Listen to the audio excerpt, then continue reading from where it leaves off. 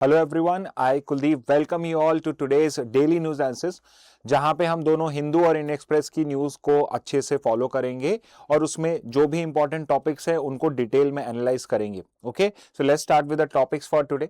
सो पहला टॉपिक जो आपका दोनों न्यूज़पेपर के फ्रंट पे आया है which is with regard to कि अभी सुप्रीम कोर्ट के अंदर में हेयरिंग चल रही है with regard to a specific exercise being conducted by the election commission of India.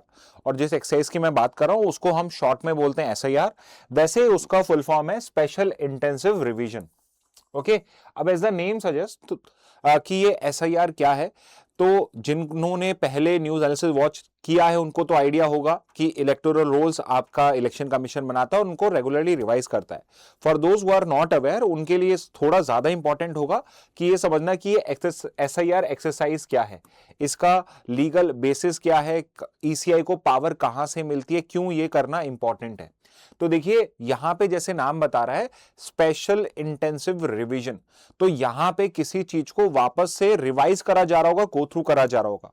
और यहां पे किस चीज को रिवाइज किया जा रहा है, तो अगर आपको इंडिया में इलेक्शन में वोट करना है तो उसकी एक रिक्वायरमेंट होती है कि जो वोटर लिस्ट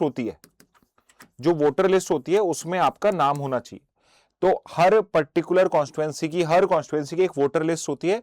उस वोटर लिस्ट में, जिसको हम अदरवाइज इलेक्टोरल रोल बोलते हैं, इलेक्टोरल रोल या वोटर लिस्ट एक ही बात है, उसमें आपका नाम होना चाहिए। अब यहां पे रिक्वायरमेंट ये होती है कि वोटर लिस्ट में उसी का नाम होना चाहिए जो एलिजिबल है इंडिया में वोट डालने के लिए। और हमारा जो कॉन्स्टिट्यूशन है और हमारे जो लॉज हैं वो ये कहते हैं कि जो इलेक्शंस हैं उसमें हर कोई वो वोट कर सकता है जो सिटीजन ऑफ इंडिया है, अबव 18 ईयर्स ऑफ एज है और यूजुअल रेसिडेंट है इंडिया में। यानी कि आपकी वोटर लिस्ट में उन्हीं लोगों का नाम होना चाहिए जो 18 प्लस है और आपके सिटीजन ऑफ इंडिया। यानी कि अगर कोई अब अभी 18 प्लस नहीं है या फिर वो सिटीजन ऑफ इंडिया नहीं रहा है या नहीं है, उसका नाम है, तो उसका नाम उस नेम से डिलीट करना, उस लिस्ट से डिलीट करना है। लेकिन हमें पता है कि बहुत बार कई लोग फ्रॉड करके या किसी और तरीके से भी अपना लिस्ट में नाम ऐड करा सकते हैं। तो इन सब के लिए रिक्वायरमेंट होती है इलेक्शन कमीशन की कि वो टाइम टू टाइम इस वोटर लिस्ट को, इलेक्टोरल लिस्ट को रिवाइज कर सके।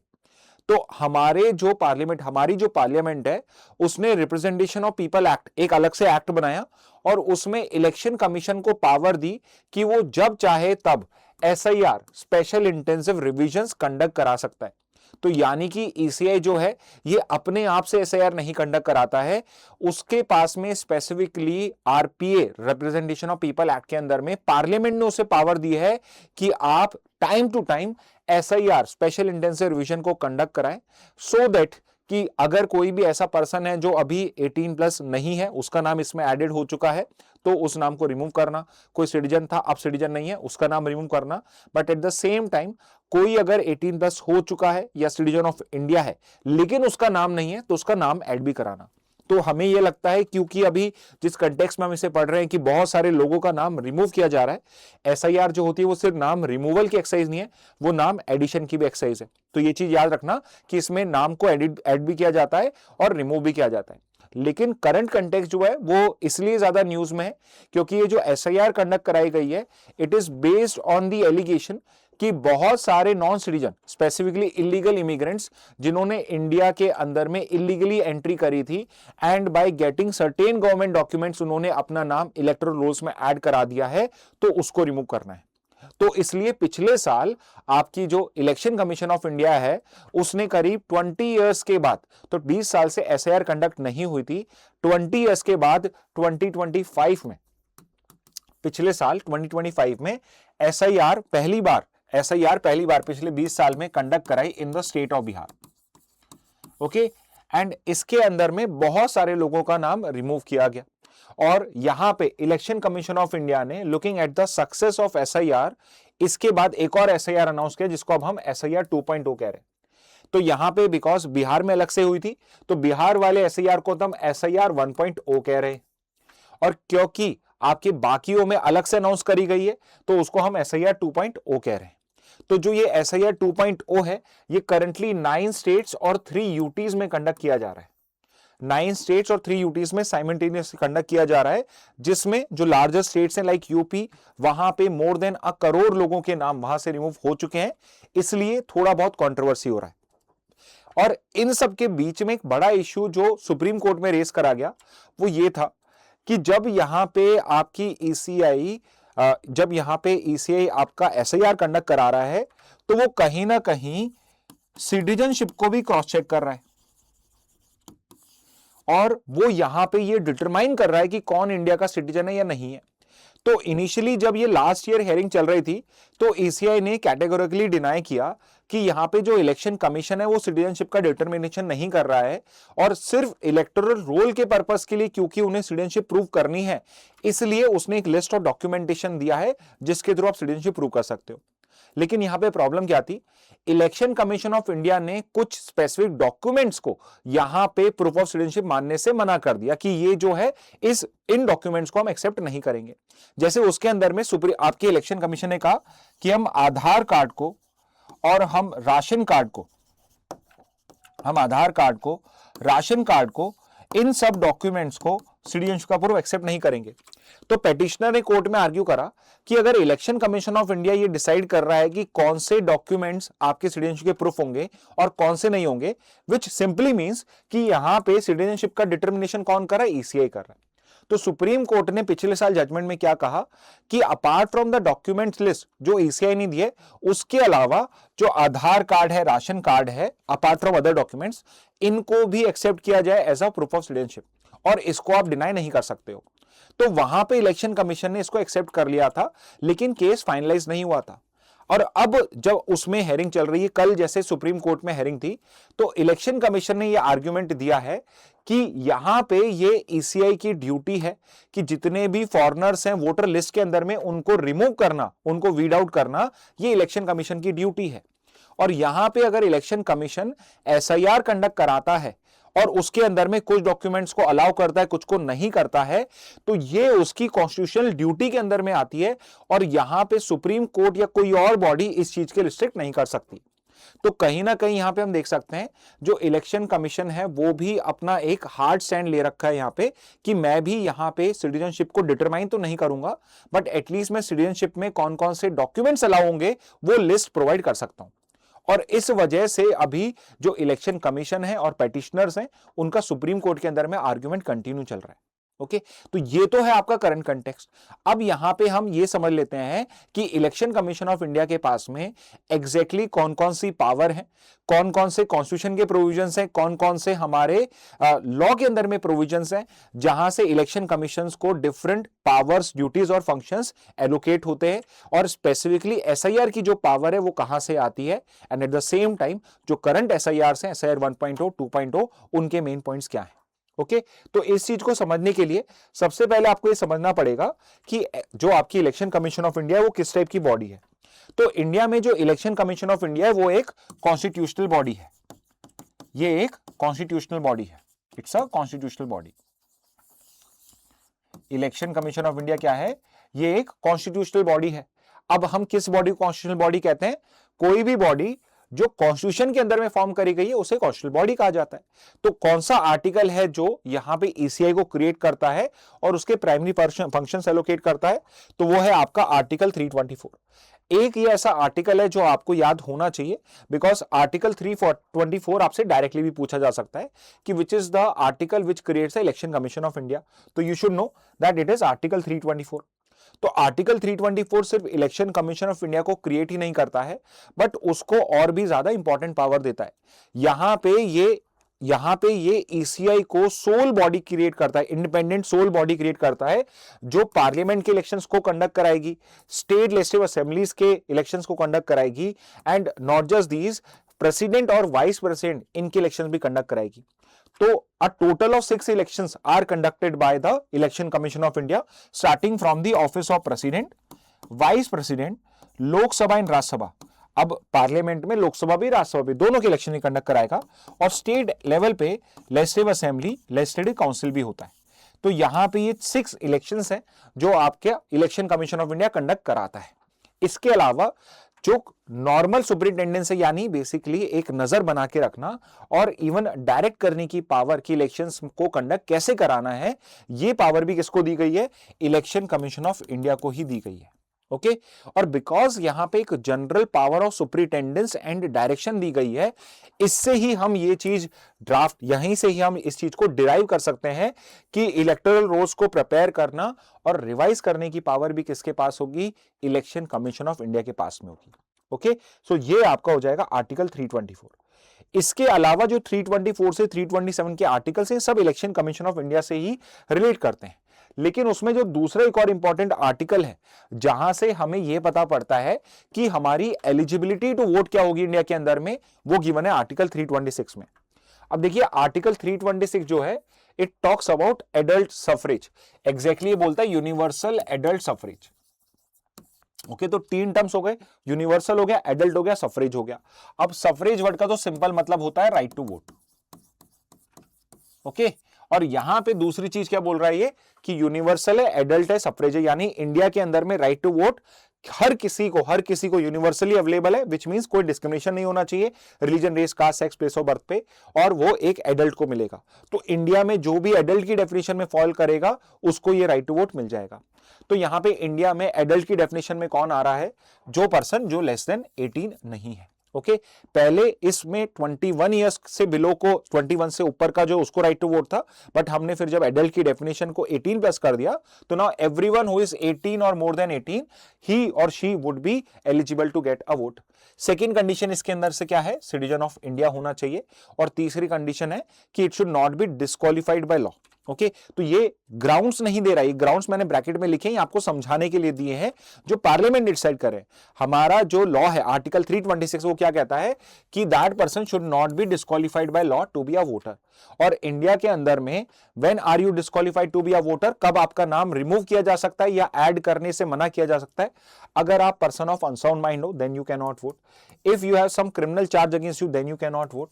If you have cases of corruption against you then also you can not vote. Okay तो ये सब कंडीशंस हो जाती हैं for being a voter in India. Okay इसके बाद हम आ जाते हैं, हमारा जो पर्टिकुलर लॉ है, आपके पार्लियामेंट ने कौन सा लॉ ड्राफ्ट किया है। अब ये लॉ ड्राफ्ट करने की रिक्वायरमेंट कहां से आई? कॉन्स्टिट्यूशन में भी तो लिखा है। तो आर्टिकल 326 के बाद आर्टिकल 327 है। ये आर्टिकल मैंने इसलिए नहीं लिखा क्योंकि इतना इंपॉर्टेंट नहीं है। 327 सिंपली ये कहता है कि apart from the above articles, जो आर्टिकल्स में बात कही गई है, उसके अलावा जो कोई भी इलेक्शंस के प्रोविजंस होंगे, इलेक्शन को कैसे कंडक्ट कराना है, उसका फंक्शनिंग कैसे होगा इलेक्शन कमीशन के, और क्या पावर्स होंगे, क्या क्या एलिजिबिलिटी होंगी वोटर्स के लिए, क्या क्या एलिजिबिलिटी होंगी, एडिशनल एलिजिबिलिटी होंगी लेट्स से कंटेस्टिंग इलेक्शंस के लिए, उन सब के लिए पार्लियामेंट लॉ बनाएगा। तो पार्लियामेंट के लॉ से यहां पे डिसाइड होगा। और पार्लियामेंट ने 327 के अंदर में दो लॉज बनाए, एक है representation of people act of 1950 और एक है 1951, जिसमें करंटली एसआईआर की जब हम बात कर रहे हैं तो हमारे लिए इंपॉर्टेंट है आरपीए 1950। और आरपीए 1950 के अंदर में भी इंपॉर्टेंट प्रोविजन है आपका section 21 clause 3। Section 21 of representation of people act of 1950 जो है, ये सबसे इंपॉर्टेंट है बिकॉज यही से ही डायरेक्टली एसआईआर की पावर दी हुई है। And what is the power in the SIR? SIR में क्या क्या है कि यहां पे इलेक्शन कमीशन जो है वो आपके जो इलेक्टोरल रोल्स होता है उनको प्रिपेयर कर सकता है, उनको टाइम टू टाइम रिवाइज कर सकता है और उनके अंदर में करेक्शन भी कर सकता है। ओके तो ये चीज कहां पे लिखी हुई है? ये लिखी हुई है in section 21 clause 3 of representation of people act of 1950। तो ये एक सेक्शन है जो मैं आपको सजेस्ट करूंगा कि आप याद कर लीजिए। मैं वैसे ही बहुत कम आर्टिकल सेक्शंस आपको बोलता हूं याद करने के लिए, इसको मैं याद करने के लिए इसलिए बोल रहा हूं बिकॉज एसआईआर की जो पावर है वो डायरेक्टली यहीं से डिराइव होती है। ओके अब हम आगे की तरफ मूव करते हैं। तो यहां पे अब तक हमने क्या समझा कि जो इलेक्शन कमीशन है उसको कॉन्स्टिट्यूशन के अंदर में और आपके पार्लियामेंट्री लॉ के अंदर में कहां पे पावर दी हुई है। अब यहां पे दूसरा बड़ा जो इशू है वो इशू ये है कि यहां पे पेटिशनर्स आर्ग्यू कर रहे हैं कोर्ट में कि इलेक्शन कमीशन के पास में सिटीजनशिप को डिराइव करने की पावर नहीं है, डिटरमाइन करने की पावर नहीं है। और यहां पे जो ये पावर है ये सिर्फ और सिर्फ पार्लियामेंट को दी गई है। और इलेक्शन कमीशन यहां पे काउंटर आर्ग्यू कर रहा है कि जो डिटर्मिनेशन ऑफ सिटीजनशिप है, इस डिटर्मिनेशन की पावर सिर्फ और सिर्फ सेंट्रल गवर्नमेंट की नहीं है, इलेक्शन कमीशन के पास में भी लिमिटेड एस्पेक्ट के अंदर में ही सही, बट उसके पास में भी सिटीजनशिप को डिटरमाइन करने की पावर है, और वो कॉन्स्टिट्यूशन ही देता है। कॉन्स्टिट्यूशन कैसे कहता है? आर्टिकल 326 क्या कहता है? यूनिवर्सल सफरेज है, यानी सिर्फ 18+ और सिटीजन ऑफ इंडिया दे सकता है। तो अगर इलेक्शन कमीशन ऑफ इंडिया को किसी में डाउट है कि सिटीजन ऑफ इंडिया नहीं है, तो यहां पर भी इलेक्शन कमीशन ऑफ इंडिया के पास क्या पावर आ गई? सिटीजनशिप को डिराइव करने की पावर। और इसी आर्ग्यूमेंट को समझने के लिए हमें जो लॉ है उसको समझना जरूरी है। तो इंडिया के अंदर में वैसे तो सिटीजनशिप आपके कॉन्स्टिट्यूशन में भी गिवन है, पार्ट 2 में गिवन है। पार्ट 2 ऑफ जो कॉन्स्टिट्यूशन है, आर्टिकल 5 से लेके 11 जो आर्टिकल्स हैं वो बात करते हैं सिटीजनशिप की। क्लैट प्रेप स्टूडेंट्स को कोई परेशान होने की जरूरत नहीं है, हम जब पॉलिटी क्लासेस करेंगे तो ये सारे के सारे आर्टिकल्स अच्छे से करेंगे। अब यहां पर भी क्या है कि जब हम इंडिपेंडेंट हुए थे, रिपब्लिक बने, उस टाइम में सिटीजनशिप कैसे डिटरमाइन होगी, वो आर्टिकल 5 से 10 में गिवन है, 9 में गिवन है। 10 और 11 आर्टिकल्स ये बात करते हैं कि अब आगे को लेके आगे की सिटीजनशिप लॉ होगा, सिटीजनशिप में कैसे उसको एक्वायर किया जा सकता है, कैसे उसमें किसी पर्सन को रिमूव किया जा सकता है सिटीजनशिप से, वो सबका लॉ कौन बनाएगा? पार्लियामेंट बनाएगा। और पार्लियामेंट ने अंडर आर्टिकल 10 एंड 11 कौन सा लॉ बनाया? Citizenship act of 1955। एंड ये जो सिटीजनशिप एक्ट ऑफ 1955 है, इसको कई बार अमेंड किया गया है, जिसमें एक बहुत होलिस्टिक अमेंडमेंट इसका 2005 में हुआ था, और सबसे रीसेंट अमेंडमेंट इसका 2019 में हुआ था। ओके, लेकिन आज के टाइम में आपकी सिटीजनशिप को आप कैसे एक्वायर कर सकते हो, कैसे सिटीजनशिप को टर्मिनेट किया जा सकता है, और सिटीजनशिप की डिटरमाइनेशन, मतलब अगर डिटरमाइन करना है कि आप सिटीजन हो या नहीं हो, उनको कैसे करा जाएगा, ये सब कहां गिवन है? सिटीजनशिप एक्ट के अंदर में गिवन है। तो यहां पे आपकी ईसीआई ने आर्ग्यूमेंट क्या करा है कि सिटीजनशिप जो है वो एक्सक्लूसिवली यूनियन का डोमेन नहीं है, ये incidentally electoral authorities incidentally citizenship को एग्जामिन कर सकती हैं। कैसे कर सकती हैं? कि जब मैं एसआईआर कंडक्ट करा रहा हूं तो मैं वहां पे प्रूफ ऑफ सिटीजनशिप मांग सकता हूं, और वहां पे जो ईसीआई को सही लगेगा टू फाइंड आउट कि कोई पर्सन एक्चुअल में सिटीजन है या नहीं है, उसके लिए जो उसको सही लगेगा उन्हीं डॉक्यूमेंट्स को वो अलाउ करेगा। तो करंटली सुप्रीम कोर्ट के अंदर में यही डॉक्यूमेंट चल रहा है। यहां पे पेटिशनर क्या कह रहा है? पेटिशनर ये कह रहा है कि जो इलेक्शन कमीशन ऑफ इंडिया है, by finding the eligibility of citizenship, यहां पे वो सिर्फ इलेक्टोरल रोल्स को ड्राफ्ट करने की कोशिश नहीं कर रहे हैं, बट शायद ये एक एक्सरसाइज है टू क्रिएट इंडियाज एनआरसी, कि ये एक एक्सरसाइज है इलेक्शन कमीशन की जिससे एक national register of citizen create किया जा सके। लेकिन और अगर ईसीआई ऐसा कर रहा है तो यहां पे ये वॉयलेटिव हो जाएगा जो अथॉरिटी है आपके पार्लियामेंट की। कैसे वॉयलेट हो जाएगा? कि इंडिया में जो एनआरसी बनाने का राइट है ये सिर्फ और सिर्फ सेंट्रल गवर्नमेंट के पास में। ओके, ये सिर्फ और सिर्फ सेंट्रल गवर्नमेंट के पास में, और अगर ईसीआई इसको डायरेक्टली इनडायरेक्टली करता है तो वो इसके अंदर में एक रॉन्गफुल एक्ट हो जाएगा ईसीआई के लिए। और यहां पे ईसीआई ने क्या बोला है कि यहां पे इलेक्शन कमीशन का कोई इंटेंशन नहीं है एक एनआरसी को क्रिएट करने का, national register of citizen create करने का, कोई यहां पे उसका कोई उसका इरादा नहीं है, यहां पे कोई इंटेंशन नहीं है उसको इस तरह से करने के लिए। और वो एक लिमिटेड पर्पस के लिए, सिर्फ एक इंसिडेंटल पर्पस के लिए सिटीजनशिप को एग्जामिन कर रहा है, विच इज कि उनका नाम, जो लोग इनएलिजिबल है वोटिंग के लिए, उनका नाम रिमूव कर दिया जाए। ओके, तो यहां पे जो मैंने आपको बार बार टर्म यूज करा है एनआरसी, ये क्या होता है इसका कंटेक्स्ट भी समझ लेते हैं। अब देखिए, अगर आपसे कोई पूछे कि भाई आप सिटीजन ऑफ इंडिया हो, प्रूव करो, तो पॉसिबली आप शायद अपना वोटर आईडी कार्ड दिखा दोगे या पासपोर्ट दिखा दोगे, देखो मेरे पास पासपोर्ट है यानी मैं सिटीजन ऑफ इंडिया हूं। बट क्या ऐसा कोई सिंगल लिस्ट है क्या जहां पे सिटीजन्स का सारा नाम लिखा हो? कोई रजिस्टर है क्या जहां पे? तो करंटली इंडिया में ऐसा कोई डॉक्यूमेंट नहीं है, कोई रजिस्टर नहीं है जिसके थ्रू आप ये प्रूव कर पाओ कि कोई आप इंडिया के सिटीजन हो या नहीं हो। और इस पर्पस के लिए गवर्नमेंट ने डिसाइड करा है कि वो भी इन टाइम एक एनआरसी क्रिएट करेंगे, एक national register of citizen create करेंगे। तो आपको अगर किसी को प्रूव करना है सिटीजन ऑफ इंडिया हो या नहीं हो, तब आपका नाम इस एनआरसी में होना चाहिए। लेकिन करंटली ऐसा कोई एनआरसी एग्जिस्ट नहीं करता है। ओके, अब आप एक और चीज समझिए, अगर मुझे एनआरसी क्रिएट करनी है तो उससे पहले मेरे पास में एक रेसिडेंट्स की लिस्ट भी होनी चाहिए, जिसमें इंडिया के अंदर में जो भी लोग हैं वो सिटीजन है चाहे नॉन सिटीजन है, कौन कौन इंडिया में रह रहा है उनकी लिस्ट होनी चाहिए। तो गवर्नमेंट अगर एनआरसी बनाना चाहता है तो उससे पहले उसे एक एनपीआर बनाना पड़ेगा, जिसको बोलेंगे हम नेशनल पॉपुलेशन रजिस्टर। एनपीआर और एनआरसी में डिफरेंस क्या है? एनपीआर पॉपुलेशन का रजिस्टर है, यानी कि इररिस्पेक्टिव कोई सिटीजन ऑफ इंडिया है या नहीं है, तो यहां पे जितने भी जो रेसिडेंट्स ऑफ इंडियन है, यूजुअल रेसिडेंट मतलब जो यूजुअली इंडिया में रहते हैं, उन सबका नाम होगा। और ये किसके लिए यूज होगा? This is use for census related data. तो इससे क्या होगा, अगर मेरे पास एक नेशनल रजिस्टर होगा पूरे के पूरे पॉपुलेशन का, तो मैं जब सेंसस करूंगा तो उसमें मुझे बहुत हेल्प मिल सकती है। लेकिन इसमें नाम होना प्रूफ ऑफ सिटीजनशिप नहीं है, क्योंकि ये इसके डेफिनेशन में ही कह रहा है कि ये सिर्फ सब रेसिडेंट्स की फोटो, यहां पे इसमें सब रेसिडेंट्स का नाम होगा, यानी कि जो सिटीजन है, नॉन सिटीजन, उसका नाम भी होगा। लेकिन आप ये समझिए कि अगर मेरे पास एक एनपीआर क्रिएट हो गया, तो अब मुझे क्या करना है, इसमें से जो लोग हैं उनकी सिटीजनशिप को ही डिटरमाइन करना है। तो यहां पे पहला स्टेप तो होगा एनपीआर क्रिएट करना, और एनपीआर के बाद में आप एनआरसी को क्रिएट कर सकते हो, national register of citizen create कर सकते हो। करंटली इंडिया के अंदर में सिर्फ एक स्टेट है जिसने एनआरसी कंडक्ट करा था because of a supreme court order, और वो स्टेट है आपकी असम। ओके, असम। अब ऐसा नहीं है कि असम ने जब ये प्रोविजन यूज किया, एनआरसी को क्रिएट करा, तो वो कोई अपने विम्स और फैंसीज पे वर्क कर रहा था। आपका सिटीजनशिप एक्ट कहता है कि there should be a national register of citizen. Okay, लेकिन बिकॉज ये बहुत ही टाइम कंज्यूमिंग प्रोसेस है, एंड टाइम कंजम्पशन से भी ज्यादा होता है कि आपकी जो गवर्नमेंट है उसकी इंटेंशन होनी चाहिए इसको क्रिएट करने की। तो अभी तक किसी गवर्नमेंट का इंटेंशन नहीं रहा था। ये गवर्नमेंट थोड़ी सी ज्यादा इस चीज को लेके स्ट्रिक्ट है कि it want only citizens of India to exist in India, या to stay in India and get all the rights and benefits of being an Indian. तो इसलिए वो एनआरसी के लिए वर्क कर रहा है। तो यहां पे गवर्नमेंट जब ये सेंसस कंडक्ट कराएगी, तो गवर्नमेंट का प्लान है कि उस सेंसस से एक एनपीआर क्रिएट करना, और विद टाइम उसके बाद में एक एनआरसी भी क्रिएट करना। लेकिन करंटली एनआरसी जो है एक आसाम के लिए क्रिएटेड है, उसमें भी बहुत सारे इश्यूज है, उसमें भी बहुत सारे जो एलिजिबल सिटीजन होते थे उनका नाम रिमूव हो गया। अब इस वजह से यहां पे ये जो जब भी एसआईआर प्रैक्टिस कंडक्ट की जाती है और सिटीजनशिप का इश्यू होता है, तो बहुत सारे पेटिशनर इसको रेज करते हैं कि गवर्नमेंट जो है वो बैकडोर के थ्रू एनआरसी को कंडक्ट करना चाहती है। तो इलेक्शन कमीशन ने क्लियर कर दिया है कि यहां पे वो एक लिमिटेड पर्पस के लिए सिटीजनशिप का जो स्टेटस है उसको आइडेंटिफाई करने की कोशिश कर रही है, और उसका कोई भी अल्टीरियर मोटिव नहीं है। But at the same time you are suppose to know what is NPR and NRC. Okay, तो ये था with regard to your NPR and NRC.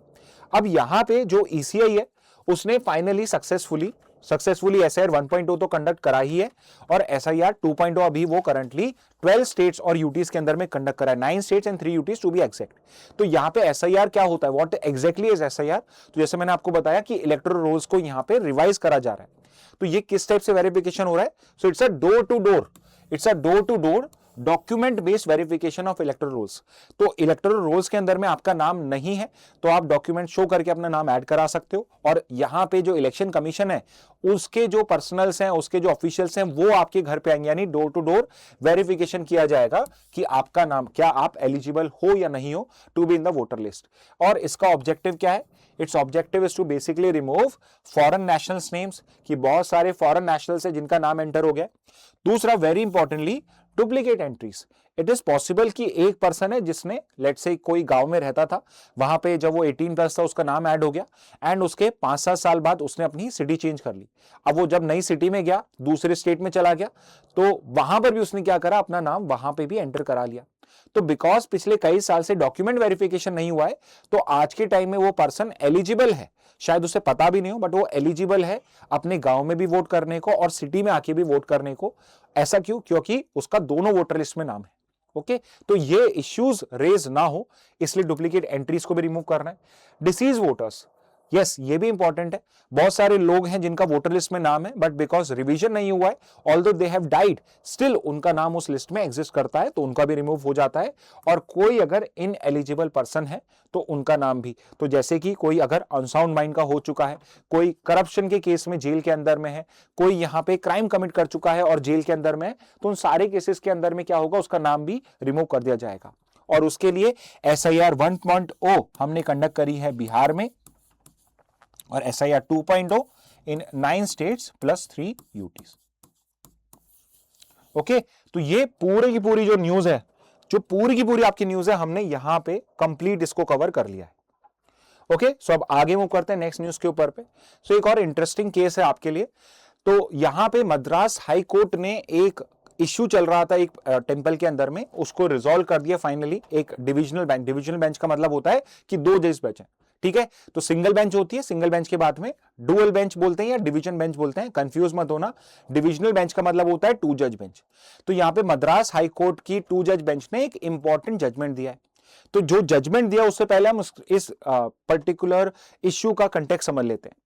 तो आपके मद्रास के अंदर में, मद्रास मतलब यहां पे तमिलनाडु की हो रही है, तमिलनाडु के अंदर में एक बहुत फेमस हिल है, उस हिल का नाम है तिरुपरनकुंदरम, तिरुपरनकुंदरम हिल करके आपकी एग्जिस्ट करती है मदुराई डिस्ट्रिक्ट ऑफ तमिलनाडु के अंदर में। और इस टेंपल के ऊपर पे आपके जो स्वामी मुरुगन है, तो साउथ के अंदर में गॉड्स में थोड़ा सा डिफरेंस है। स्वामी मुरुगन जो है उनका एक टेंपल है, बहुत फेमस टेंपल है। टेंपल का नाम क्या है? अरुलमिगु सुब्रमण्यम स्वामी केव टेंपल। तो टेंपल कहां पर है? ये जो हिल है, इस हिल के टॉप के ऊपर पे, टॉप से थोड़ा सा नीचे, टॉप पे तो नहीं कहूंगा, जो हिल की समिट है उस समिट से थोड़ा नीचे पे ये एक टेंपल, एक जगह पे। ओके, तो इस टेंपल के अंदर में आपके लॉर्ड मुरुगन को की पूजा करी जाती है। और वहां पे इस टाइम में एक बहुत फेमस फेस्टिवल होता है जिसको बोलते हैं दीपाथून। दीपाथून तो एक जगह का नाम है, वैसे तो फेस्टिवल का नाम है, सॉरी, कार्तिकेय दीपम, कार्तिकेय दीपम। तो यहां पे ये एक फेस्टिवल होता है इस केव टेंपल के अंदर में। और वहां पे जो टेंपल का पूरा एरिया है, वहां पे बहुत सारे जो आपके लाइटनिंग करी जाती है, दीप जलाए जाते हैं वहां पे। ओके, और वहां पर जो आपका ये समिट है, उस समिट के पास में क्या एक तरीके की शेप बनी हुई है। शेप कैसी बनी हुई है? दीपक की तरह शेप बनी हुई है। कैसे बनी हुई है कि लेट्स से माउंटेन में एक बड़ा सा ऐसा एरिया क्रिएटेड है, एक कैविटी क्रिएट हो गई है, जहां पे आप लेट्स से एक विक बना सकते हो, बत्ती बना सकते हो वहां पे, और इसके अंदर में बहुत सारा आप ऑयल भी पुट कर सकते हो।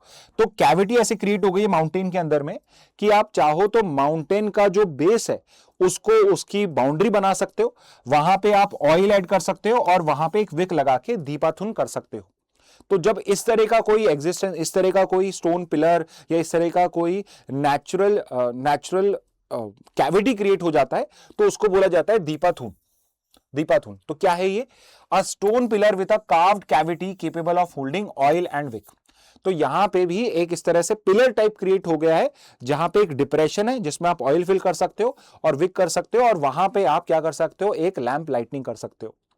तो यहां पे जो ये दीपाथुन है, यहां पे ये दीपाथुन ये समिट के एकदम ऊपर टॉप के बहुत पास में लोकेटेड है, बहुत पास में लोकेटेड है। लेकिन यहां पे इश्यू क्या है? इस समिट के, इस हिल के टॉप के ऊपर पे, समिट के ऊपर पे एक दरगाह है, एक सूफी सेंट की दरगाह है। तो यहां पे 19th सेंचुरी 20th सेंचुरी के अंदर में, यानी कि ब्रिटिशर्स के टाइम में ही आपके जो कोर्ट्स थे उन्होंने प्रोहिबिशन लगा दिया था कि दरगाह के आसपास के अंदर में, दरगाह के आसपास के अंदर में कोई भी दीपाथुन या लाइट लैंपनिंग सेरेमनी नहीं करेगा कंडक्ट।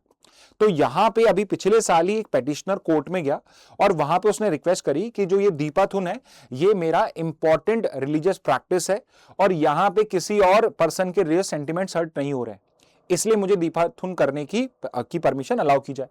यहां पे मद्रास गवर्नमेंट ने आर्ग्यू क्या करा, तमिलनाडु गवर्नमेंट ने, कि यहां पे एक कम्युनल राइट हो सकता है, अगर ये चीज करी जाती है तो यहां पे पब्लिक ऑर्डर इश्यू हो सकता है, इसलिए हम चीज अलाउ नहीं कर रहे हैं।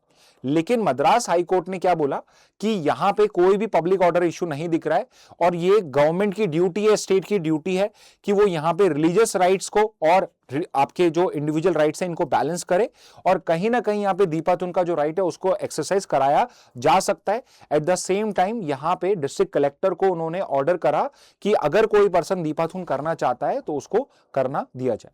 लेकिन फिर भी तमिलनाडु गवर्नमेंट ने यहां पे उस चीज को अलाउ नहीं करा।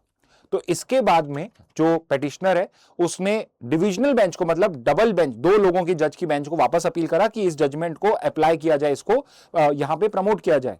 और अब जो मद्रास हाईकोर्ट की बेंच है उसने इस चीज को अलाउ कर दिया कि यस, दीपाथुन की जो एक्सरसाइज है इसको अलाउ करने देना चाहिए। ओके, तो यहां पे ये कंटेक्स्ट चल रहा है न्यूज का।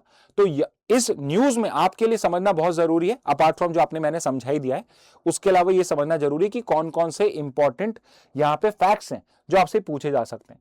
जैसे कि आपसे पूछा जा सकता है कि वो जो टेंपल, उस टेंपल का नाम क्या है? तो उस टेंपल का नाम यहां पे लिखा हुआ है अरुलमिग सुब्रमण्यम स्वामी केव टेंपल। तो सुब्रमण्यम स्वामी मैं कह लूं यहां पे, या फिर मैं लॉर्ड मुरुगन कह लूं, एक ही बात है।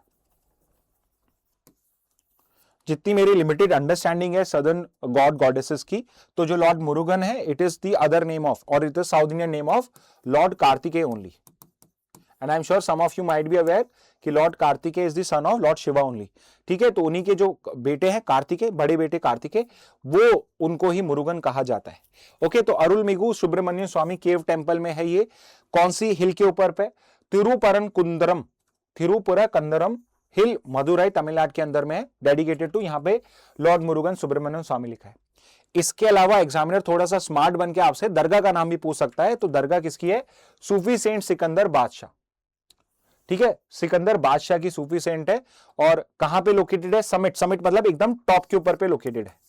ओके, तो जुडिशियली ऑब्जर्वेशन क्या थी कि lightning lamp is not confined to inner sanctum, कि जुडिशरी ने क्या बोला कि जो लैंप लाइटनिंग सेरेमनी है, it should not just be limited to the compound of the temple, but इसको आप बाहर भी कंडक्ट कर सकते हो, और ये एक रिलीजियस एक्सप्रेशन का ब्रॉडर एक्सप्रेशन है, आपके रिलीजन को एक्सप्रेस करने का ये एक ब्रॉडर तरीका है एक्सप्रेस करने का, ठीक है। तो ये यहां पे जुडिशरी ने ऑब्जर्व करा है।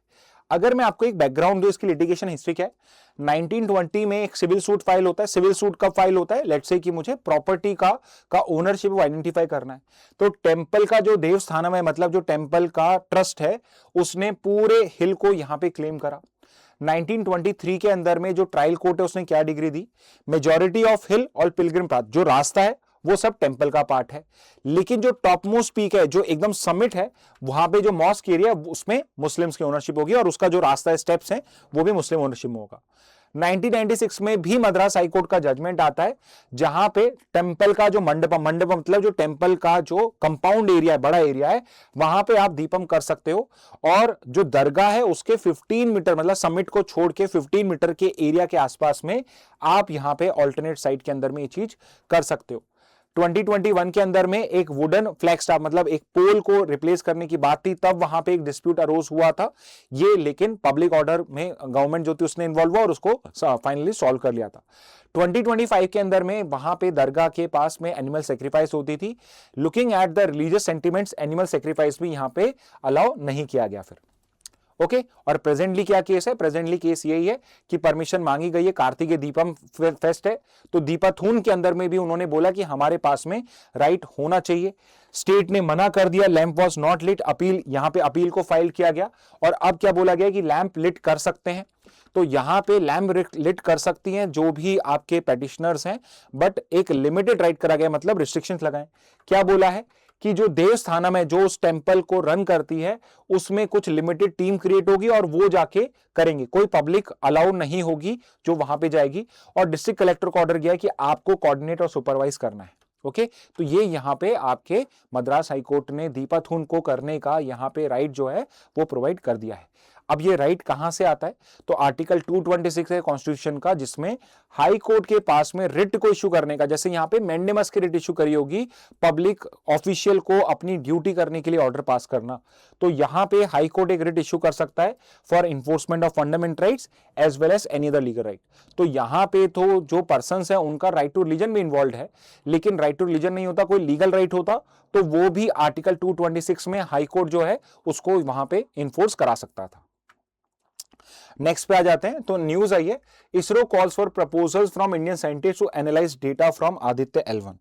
अब देखिए, आदित्य L1 जो है ये अभी हमने लॉन्च नहीं करा है, लॉन्च करे हुए हमें से 2 साल हो चुके हैं। सब आपका जनवरी 6, 2024 वाज द डे, आज से ठीक 2 साल पहले, 2 साल 1 दिन पहले हमने आदित्य L1 को उसकी प्रपोज्ड ऑर्बिट के अंदर में जहां हम उसको पहुंचाना चाहते थे वहां पहुंचा दिया था। तो कहां पहुंचाना चाहते थे, तो as the name suggest Aditya L1। अब ये L1 क्या है, अब देखिए, ये आपके सामने में एक मैंने डायग्राम दिख रहा होगा, इसमें कुछ पॉइंट्स लिखे हुए हैं, जैसे यहां पे ये आदित्य L1 जो है वो यहां पर है, यहां पे आपका सन है, यहां पे आपका अर्थ है। ओके, फिर ये मून दिखा रखा है और बाकी के ऐसे पॉइंट्स बताएं। तो कोई भी जो 2 सेलेस्टियल बॉडीज होती है, सिर्फ सन और अर्थ की बात नहीं है, किसी भी 2 बड़ी सेलेस्टियल बॉडीज के बीच में या उनके आसपास में ऐसे 5 पॉइंट्स होते हैं, 5 पॉइंट्स होते हैं। There are 5 points between any 2 celestial body, जहां पे दोनों का जो ग्रेविटेशनल पुल है और इसका सेंट्रीफ्यूगल फोर्स जो होता है, जो इसको रोटेट कराता है, वो एक दूसरे को कैंसल आउट कर देता है। उससे होता यह है कि जो भी इन पॉइंट्स पे ऑब्जेक्ट होता है वो एक स्टेबल ऑर्बिट में रह सकता है, स्टेबल पॉइंट पे रह सकता है, या एक सिंगल जगह पे वो एग्जिस्ट कर सकता है। ओके, तो ऐसे किसी भी दो सेलेस्टियल बॉडीज के बीच में ऐसे 5 पॉइंट्स होते हैं। तो यूजुअली वो 5 पॉइंट्स कहां होते हैं, जैसे यहां सन और अगर अर्थ की बात करें, तो अगर सन और अर्थ की बात कर रहे हैं तो एक L1 होगा जो सन और अर्थ के बीच में होगा। So there would be a point somewhere between sun and earth, जहां पे इसकी जो ग्रेविटेशनल पुल है एक दूसरे को कैंसिल कर जाएगी और वो दोनों से किसी की भी एक तरफ में खींचेगा नहीं। दूसरा पॉइंट होता है L2, जो उसकी लाइटर बॉडी होती है इन दोनों में से, सन और अर्थ में ये थोड़ी सी लेस हैवी बॉडी है, तो यहां पे L2 उसके पीछे होगा। यहां पर भी क्या है, आप इस चीज को इसमें इन दोनों का जो कैंसिल आउट ग्रेविटेशनल पुल होता है उसको कैंसिल कर देता है। तो आपका जो जेम्स वेब स्पेस टेलीस्कोप है जो बाकी यूनिवर्स को स्टडी करने के लिए, उसको हमने L2 पॉइंट पे रखा है। L2 पॉइंट पे क्यों रखा है, बिकॉज अर्थ जो है वो यहां पे सन को ब्लॉक कर देती है, तो बाकी यूनिवर्स को सन के लाइट के बियॉन्ड में यहां पे सर्च कर सकता है। इसके अलावा एक पॉइंट होता है जो हैवी बॉडी होती है उसके बियॉन्ड में होता है L3। ओके, तो यहां पे एक L1 हो गया, एक L2 हो गया, एक L3 हो गया। इसके अलावा इन दोनों जो आपके हेवनली बॉडीज होते हैं इनसे 60 डिग्री के एंगल पे 2 पॉइंट्स होते हैं, L4 एंड L5। ये भी दो ऐसे पॉइंट्स हैं जहां पे आप इस तरीके से जो ग्रेविटेशनल पुल होता है कैंसिल आउट कर जाता है और इन ऑर्बिट्स के अंदर में ये आपकी रोटेट कर सकती है। तो इस तरह के 5 पॉइंट्स होते हैं। इन पॉइंट्स के कुछ बेनिफिट्स होते हैं, जैसे सबसे बड़ा बेनिफिट ये होता है कि जब भी आप किसी चीज को स्टडी कर रहे हो, जैसे L1 पॉइंट है जहां पे हमने आदित्य L1 को करा है, इसका सबसे बड़ा बेनिफिट ये है कि जब L1 पॉइंट से आप सन को स्टडी करते हो तो यहां पे कोई भी ऑब्जेक्ट आपके ऑर्बिट में फॉल नहीं करता है और आप कंटिन्यूअसली किसी भी ऑब्जेक्ट को स्टडी कर सकते हो। जैसे L2 पॉइंट जो है, अगर मैं नहीं चाहता हूं interference from the sun and I want to study the earth, तो मैं अर्थ को इजीली स्टडी कर सकता हूं बिकॉज यहां पे सन का इंटरफेरेंस कभी भी नहीं आएगा। ओके, ऑल्दो एक और चीज बताता हूं, L1, L2, L3 जो है ये अनस्टेबल होते हैं, यानी कि टाइम टू टाइम इनको थोड़ा बहुत फ्यूल यूज करके मैन्यूवरिंग करना होता है जिससे ये अपने पॉइंट पे हो, नहीं तो ये वन ऑफ द बॉडीज की तरफ में मूव करना स्टार्ट करते हैं। बट L4 और L5 जो है 60 डिग्रीज पे होते हैं, ये एकदम स्टेबल पॉइंट्स होते हैं। ओके, तो यहां पे आदित्य L1, तो नाम से अगर आपको थोड़ी बहुत पर्यायवाची पता हो तो सन का सूर्य का ही पर्यायवाची होता है आदित्य, सूर्य को ही आदित्य कहा जाता है। तो सन को स्टडी करने के लिए एक डेडिकेटेड इसरो का मिशन है ये आदित्य L1 मिशन। ओके, सितंबर 23 में हमने इसको लॉन्च किया था, 6 जनवरी 24 को इसने L1 पॉइंट पे ये रीच कर गया एंड सिंस 6 जनवरी 2024 ये कॉन्टिन्यूसली सन को स्टडी कर रहा है और हमको उसकी डिटेल्स बता रहा है, सो दैट हम अगर उससे कुछ उसका प्रैक्टिकल एप्लीकेशन निकाल सकते हैं या हमारे लिए कुछ प्रोटेक्शंस क्रिएट कर सकते हैं तो वो चीज कर सके। तो ये इंडिया का क्या है, फर्स्ट डेडिकेटेड सोलर मिशन है, तो इसलिए ही आदित्य L1 आपके लिए इंपॉर्टेंट है। ओके, डेट इंपॉर्टेंट नहीं है, अगर 6 जनवरी 26 होता तो शायद ये काम का होता। ओके, मिशन ऑब्जेक्टिव क्या है, क्या काम करना है, सन को स्टडी करना है, सोलर एटमॉस्फेयर को स्टडी करना है, सोलर विंड्स होती हैं, सन की जो रेज होती हैं आपके जो डिफरेंट वेव एनर्जी उसको स्टडी करना, और स्पेस वेदर को भी ये स्टडी करेगा। ओके, अब ये L1 क्या है, L1 इज बेसिकली सन और अर्थ के बीच में L1 पॉइंट होता है। जब L1 पॉइंट की बात हो रही है तो ये कोई अर्थ की ऑर्बिट नहीं है, L1 पॉइंट कोई अर्थ की ऑर्बिट नहीं है, ये सन और अर्थ का जो सिस्टम है उसके बीच में एक पॉइंट है। ओके, तो इसको एक ऑर्बिट से कनेक्ट नहीं करते हैं। डिस्टेंस फ्रॉम अर्थ क्या, करीब 1.5 मिलियन किलोमीटर अवे फ्रॉम अर्थ है ये। साइंटिफिक एडवांटेज क्या है, क्यों हमने L1 पॉइंट को यूज करा है, क्योंकि ये कंटिन्यूअस अनइंटरप्टेड व्यू प्रोवाइड करता है सन के लिए। ओके, अनइंटरप्टेड व्यू प्रोवाइड करता है और कोई एक्लिप्स नहीं आता इसके अंदर में अर्थ और मून पे। ठीक है, तो अगर मान लो एक्लिप्स कैसे होता है, अगर सन है बीच में मून आ गया अर्थ के और यहाँ पे सैटेलाइट है, तो अब एक्लिप्स भी दिख रहा है मुझे यहाँ पे आपका, लेकिन प्रॉब्लम क्या हो रही है, ये जो आदित्य L1 है ये भी नहीं कर पाता। तो L1 पॉइंट का फायदा ये होता है कि यहाँ पे आपका मून ऑर्बिट कर रहा है, मेरा L1 यहाँ पे, तो ये हमेशा सन को स्टडी कर सकता है। तो ये बड़ा साइंटिफिक एडवांटेज होता है इस पोजिशन का। क्या Aditya L1 is the only mission, तो ऐसा नहीं है, बहुत सारे मिशन हैं अलग अलग, जैसे चाइना का, जापान का, यूरोप का, आपके फ्रांस का, इन सब के अलग अलग मिशन चल रहे हैं। नासा के भी 2-3 मिशन हैं, बट एक इंपॉर्टेंट मिशन है जो आपको अलग से पता होना चाहिए, जिसका नाम है Parker solar probe. Parker solar probe जो 2018 में हुई थी। Why it is important, this is the closest ever spacecraft to the sun. Okay, ये भी सन के कोरोना को जो आउटर लेयर है उसको स्टडी करने के लिए, सोलर विंड को स्टडी करने के लिए ये मिशन लॉन्च किया गया था 2018 में, और this is the closest ever human made object to the sun. Okay, बहुत पास में है सन के ये, और अभी क्या कर रहा है, ये सन को स्टडी कर रहा है। ओके, सो ये पोलर पार्कर सोलर प्रोब आ जाए, पार्कर प्रोब आ जाए तो यू शुड नो कि ये भी नासा का प्रोजेक्ट है, नासा और इसमें पता होना चाहिए। बाकी ये सबसे नियरेस्ट ऑब्जेक्ट है टू द सन। नेक्स्ट पे आ जाते हैं। नेक्स्ट एक बहुत अच्छा आर्टिकल आया और ये मेरे टीचर रह चुके हैं आपके Prabhas Ranjan, so he was a trade law expert in NLU Jodhpur. तो इनके आर्टिकल्स जब भी आए आई वुड सजेस्ट यू कि प्लीज आप इनको रीड करना, बहुत अच्छे से इंटरनेशनल लॉ को ये एक्सप्लेन करते हैं यहाँ पे। ओके, तो यहाँ पे इनका जो आर्टिकल आया है, this article is about the US action on Venezuela और इंटरनेशनल लॉ में उसका क्या जस्टिफिकेशन है, और अगर वो टोटली अनजस्टिफाइड है तो कौन से वो प्रोविजंस हैं जो यहां पे यूएस ने वायलेट करें। ओके, तो उस कंटेक्स्ट के अंदर में ये आपका ये पर्टिकुलर आर्टिकल इन्होंने लिखा है। ओके, तो आपको समझना क्या है, पहले आई एम श्योर आपको ये सब तो पता ही होगा कि यूएस ने रात को ओवरनाइट क्या करा, जनवरी 4 को वेनेजुएला के अंदर में जाके अटैक करा, वहां के जो सिटिंग प्रेसिडेंट है और उनकी वाइफ को कैप्चर करा और अभी यूएस के जेल के अंदर में, यूएस के प्रिजन के अंदर में उन्हें इंप्रिजन कर रखा है ऑन दी ग्राउंड्स कि that person is involved in narco terrorism, कि वो वहां पे ड्रग्स की सप्लाई करता है जिसकी वजह से जो यूएस की पॉपुलेशन है उनको उनकी डेथ भी हो जाती है, उनको बहुत सारी प्रॉब्लम फेस करनी पड़ती हैं, eight the same time economic loss भी फेस करना पड़ता है। तो ये ग्राउंड बता के यहां पे कोशिश करी है यूएस ने इस चीज को अपने कंट्रोल में करने की। ओके, तो यहां पे आपको क्या क्या समझना है कि कौन कौन से, तो यहां पे ये क्लियरली कह रहे हैं कि जो कुछ भी यूएस ने करा ये मोस्ट अनलॉफुल है, यानी कि कहीं पर भी कोई जस्टिफिकेशन नहीं है, कोई भी ऐसा इंटरनेशनल लॉ का प्रिंसिपल नहीं है जिसके अंडर में यूएस के इस एक्शन को जस्टिफाई किया जा सके। और यहां पे इन्होंने अलग अलग डॉक्यूमेंट्स, अलग अलग प्रिंसिपल्स हमसे शेयर करें, जैसे कि सबसे पहले उन्होंने शेयर करा है यूएन चार्टर। तो सबसे इंपॉर्टेंट जो आपके लिए डॉक्यूमेंट्स है इंटरनेशनल लॉ में वो यूनाइटेड नेशन का चार्टर ही है, क्योंकि इसके अंदर में स्टेट्स क्या कर सकते हैं क्या नहीं कर सकते हैं वो सब कुछ गिवन है। तो ये सारी चीज हम पहले भी डिस्कस कर चुके हैं, परसों ही हमने डिस्कस करी, फिर से हम एक बार डिस्कस कर रहे हैं क्योंकि आर्टिकल में बहुत अच्छे समझाए। तो अगर आप हिंदू पढ़ते हैं तो इस आर्टिकल को जरूर से पढ़ लेना। Second is customary international law. अभी कस्टमरी इंटरनेशनल लॉ क्या होता है, तो customary international law relates to those principles of international law, those principle of international law जो ऑल्दो कस्टम्स की तरह फॉलो होते थे, यानी कोई लॉ में लिखे हुए नहीं है, but they were so much followed by everyone.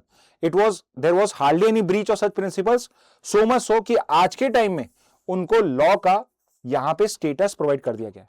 तो आज भी कस्टमरी इंटरनेशनल लॉ कहीं पे लिखा हुआ नहीं है, लेकिन अगर किसी इंटरनेशनल कोर्ट में आप CIL को, कस्टमरी इंटरनेशनल लॉ को आर्ग्यू करोगे तो कोर्ट उस आर्ग्यूमेंट को एक्सेप्ट करेगा और उसको अपहोल्ड करेगा। Third is immunity of heads of state. तो ये वैसे CIL का सब पार्ट है, बट इसके अलावा आपके वियना के कन्वेंशंस भी हैं जो यहां पे immunity of head of state की बात करते हैं। और फोर्थ प्रिंसिपल है principle of non intervention and sovereignty.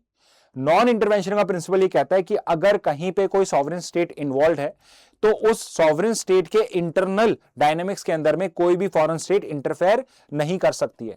और जो ये नॉन इंटरवेंशन का प्रिंसिपल है सिर्फ डेमोक्रेटिक कंट्रीज के लिए नहीं, ये डेमोक्रेटिक कंट्री हो चाहे ऑथोरिटेरियन डिक्टेटरशिप हो, सबके लिए अप्लाई होता है। तो एग्जांपल के लिए अगर कल यूएस नॉर्थ कोरिया के अंदर में इंटरफेयर करना चाहे तो वो नहीं कर सकता है, बिकॉज नॉर्थ कोरिया भी क्या है, एक सॉवरेन कंट्री है। ओके, दूसरा है सॉवरेनिटी विच इज कि everyone is a sovereign in itself, तो वहां पे उसको क्या डिसाइड करना है, कैसे करना है, वो सॉवरेन का राइट है। तो यहां पे अगर निकोलस मडूरो ने कोई क्रिमिनल एक्ट भी करा है तो उनके अगेंस्ट में एक्शन लेने की जो पावर है वो यूनाइटेड स्टेट्स के पास में नहीं है, वो या तो किसी इंटरनेशनल ट्रिब्यूनल के पास में होगी या फिर जो वेनेजुएला के लोकल कोर्ट्स है उनके पास में होगी। तो ये 4 प्रिंसिपल है। ओके, अब एक एक करके सारे जो इन्होंने हमें आर्टिकल्स बताए हैं, प्रोविजंस बताए, उनको हम डिस्कस करेंगे। जैसे मैंने कहा सबसे इंपॉर्टेंट यूएन चार्टर होता है, तो उसमें आर्टिकल 2 क्लॉज 4 है जो यूज ऑफ फोर्स की बात करता है। ओके, कि यहां पे आर्टिकल 2 क्लॉज 4 क्या कहता है कि कोई भी बॉडी, कोई भी गवर्नमेंट, कोई भी स्टेट थ्रेट और यूज ऑफ फोर्स नहीं कर सकती अगेंस्ट टेरिटोरियल इंटीग्रिटी या political independence of any state. इसका मतलब क्या है कि यूएस जो है वेनेजुएला में उसकी टेरिटरी की इंटीग्रिटी को वायलेट नहीं कर सकता, यानी उसमें बिना वेनेजुएला के परमिशन के एंटर नहीं कर सकता है या फिर उसके किसी टेरिटरी को ऑक्यूपाई नहीं कर सकता है। And the second point is उसकी पॉलिटिकल इंडिपेंडेंस। पॉलिटिकल इंडिपेंडेंस का मतलब यह है कि कोई भी डिसीजन अगर वो लेना चाहते हैं, कोई भी डिसीजन, पॉलिटिकल डिसीजन का मतलब है कुछ भी इंटरनल डिसीजन अगर वेनेजुएला लेना चाहता है उसमें यूएस डायरेक्टली या इनडायरेक्टली इंटरफेयर नहीं कर सकता है। और ये किस में आता है? ये आता है यूज ऑफ फोर्स के अंदर में। ओके, तो आर्टिकल 2 और क्लॉज 4 जो है वो इरेस्पेक्टिव ऑफ रजीम या पॉलिटिकल अप्रूवल या डिसअप्रूवल के बियॉन्ड यहां पे इंप्लीमेंट होता है। ओके, लेकिन क्या यहां पे यूज ऑफ फोर्स, थ्रेट और यूज ऑफ फोर्स क्या कभी भी यूज नहीं की जा सकती?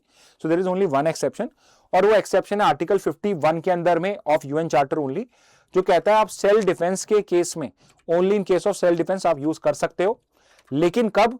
जब आपके अगेंस्ट में आर्म्ड अटैक हुआ। ओके, जब आपके अगेंस्ट में आर्म अटैक, यानी कि अगर वेनेजुएला ने यूएस के अगेंस्ट में कोई आर्म्ड अटैक किया होता तो उस कंडीशन में आप कर सकते हो। ओके, और दूसरा कब तक कर सकते हो? यूएस वेनेजुएला पे अगर सेल्फ डिफेंस में भी करता, कब तक कर सकता है?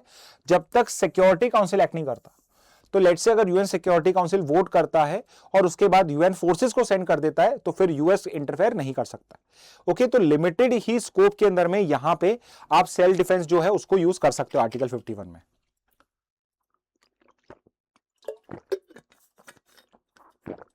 अब देखिए कंडीशंस क्या है इसके अलावा, कब सेल्फ डिफेंस और कितना आप सेल्फ डिफेंस यूज कर सकते हो। तो पहली कंडीशन है कि आपका एक्ट करना नेसेसिटी है, कि जरूरी है इस तरह से एक्ट करना, इमीडिएसी है कि अगर आपने एक्ट नहीं करा, सिक्योरिटी काउंसिल का वेट नहीं कर सकते हो, तो यहां पे डैमेज बियॉन्ड रिपेयर हो जाएगा उस केस के अंदर में। और थर्ड इज कि आप प्रोपोर्शनेटली करोगे। आपका जो सेल्फ डिफेंस है वो डिफेंस पर्पस के लिए होना चाहिए। You can not be an aggressor now. ऐसा नहीं है कि अगर किसी ने आपके अगेंस्ट में कोई लेट्स से कि बॉर्डर अटैक करा है तो आप सेल्फ डिफेंस के नाम पे आपने क्या करा, उस कंट्री की जो कैपिटल है वहां पे न्यूक्लियर मिसाइल ही वहां पे थ्रो कर दी, तो ये क्या है? डिसप्रोपोर्शनेट हो जाएगा। तो ये चीज है नॉट एप्लीकेबल। क्यों है नॉट एप्लीकेबल? क्योंकि यहां पे कोई भी आर्म्ड अटैक नहीं हुआ है। आप ये कह सकते हो कि यहां पे वो ड्रग सप्लाई कर रहा है but it would still not be justifiable because यहां पे कोई भी आर्म्ड अटैक नहीं करा है, आपकी सॉवरेनिटी को यहां पे कोई थ्रेट नहीं है। ओके, दूसरा यहां पे क्या है?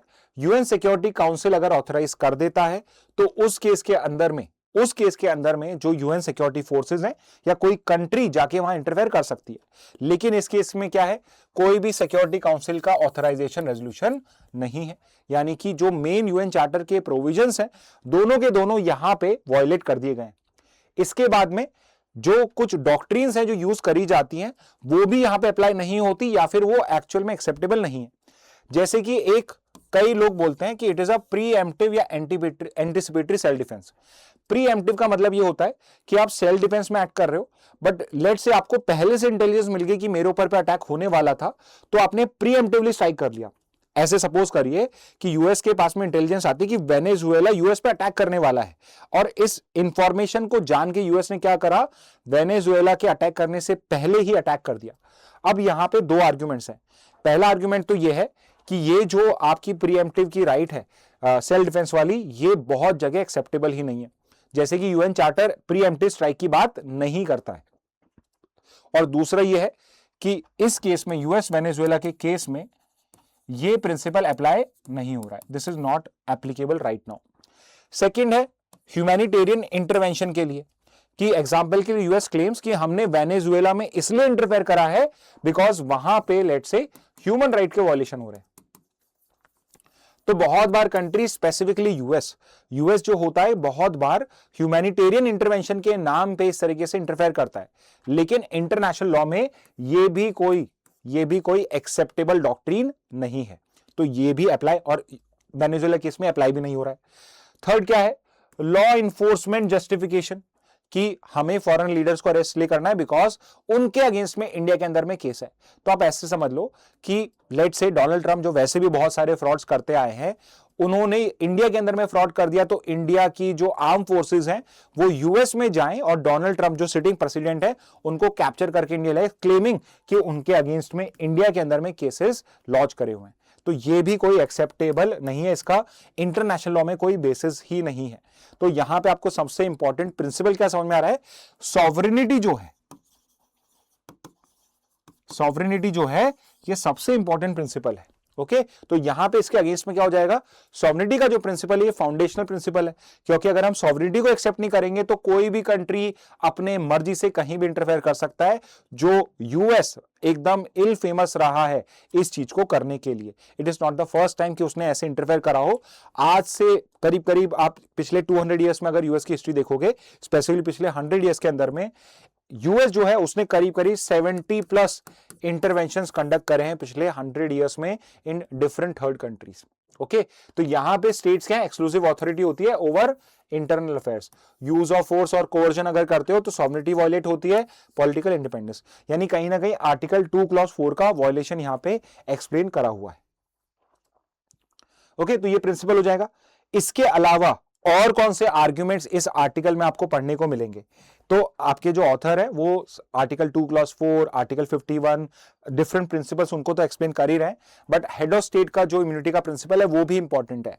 तो बिकॉज वी बिलीव कि यहां पे कॉमिटी ऑफ स्टेट्स होना चाहिए, मतलब सबका इक्वल स्टेटस होना चाहिए, उसके लिए एक प्रिंसिपल है जो कहता है कि जितने भी हेड ऑफ स्टेट्स होते हैं उनके पास में while they are holding that office उस टाइम में उनके पास में कंप्लीट इम्यूनिटी होती है, विच मींस कि एक कंट्री का जो प्रेसिडेंट है, इररेस्पेक्टिव वो ऑथोरिटेरियन कंट्री है या वो डेमोक्रेटिक कंट्री है, उस हेड ऑफ स्टेट को वहां पे प्रेसिडेंट है या प्राइम मिनिस्टर है, उनको कंप्लीट इम्यूनिटी होगी, उनको कंप्लीट इम्यूनिटी होगी। और इसको बोला जाता है इम्यूनिटी रेशन पर्सने, okay, which is absolute immunity from foreign criminal jurisdiction. तो यहां पे कोई भी फॉरेन कंट्री एक सेकंड फॉरेन कंट्री के अगेंस्ट में ऐसे एक्ट नहीं कर सकती है। कब अप्लाई होता है, ड्यूरिंग टेन्योर, तो जब तक वो ऑफिस में तब तक उन पे अप्लाई होता है, even for serious international crimes. तो even for serious international crime temporary उसके ऊपर पे जब तक वो टेन्योर में है तब तक आप उसके अगेंस्ट में कोई एक्शन नहीं लेते हो, यानी कि जब वो अपनी पोजीशन से हटते हैं तब एक्शन लिया जा सकता है। लेकिन क्या आप जो भी उन्होंने एक्ट करा है as a official, as a head of the state, क्या उनके लिए कर सकते हो? तो इवन आफ्टर रिटायरमेंट आप जो एक्ट्स उन्होंने as a head of state करे उनके लिए उन्हें गिल्टी डिक्लेयर नहीं कर सकते हो। ओके उस प्रिंसिपल को क्या कहते हैं, उस प्रिंसिपल को कहते हैं इम्यूनिटी रेशन मैटेरिये, मतलब फंक्शनल इम्यूनिटीज का मतलब क्या है कि जो भी कोई ऑफिशियल एक्ट करा है किसी पर्सन ने, उसके लिए आप उसके ऑफिस को छोड़ने के बाद में भी उसको गिल्टी डिक्लेयर नहीं करोगे। ओके तो ये तो है आपके जो डिफरेंट प्रिंसिपल्स अलग अलग कन्वेंशंस में दिए हुए हैं। इसके अलावा मैंने आपको पहले ही समझाया कुछ ऐसे कस्टमरी एक्ट्स रहे हैं, कुछ ऐसे कस्टम्स बन चुके हैं जिनको आज के टाइम में लॉ का स्टेटस मिल चुका है। ओके जैसे कि आप कहीं पर भी यूज ऑफ फोर्स नहीं करोगे, एक जस्ट कॉजेंस का नॉर्म है जिसके अंदर में सिर्फ आप अपने सेल्फ डिफेंस में ही फोर्स का यूज कर सकते हो, अदरवाइज नहीं करोगे। Immunity of head of state जो है ये सिर्फ एक रिटर्न प्रिंसिपल नहीं है, ये कस्टम भी है कि एक हेड ऑफ स्टेट दूसरे हेड ऑफ स्टेट को इक्वल रिस्पेक्ट प्रोवाइड करेगा और वहां पे कोई भी क्रिमिनल एक्शन उनके अगेंस्ट में नहीं लगेगा। And very importantly non intervention जो है ये भी एक इंपॉर्टेंट प्रिंसिपल है which has been developed through state practice and ओपिनियो जुरिस। स्टेट प्रैक्टिस मतलब सारे स्टेट नॉन इंटरवेंशन को फॉलो करते आए हैं, तो ये एक एक्सेप्टेबल प्रिंसिपल है। ओपिनियो जुरिस का मतलब यह है कि जो डिफरेंट कोर्ट्स रहे उन्होंने भी इस प्रिंसिपल को एक्सेप्ट किया है। ओके नेक्स्ट पे मूव करते हैं। यहां पे एक आपकी स्कीम है प्रोडक्शन लिंक्ड इंसेंटिव स्कीम।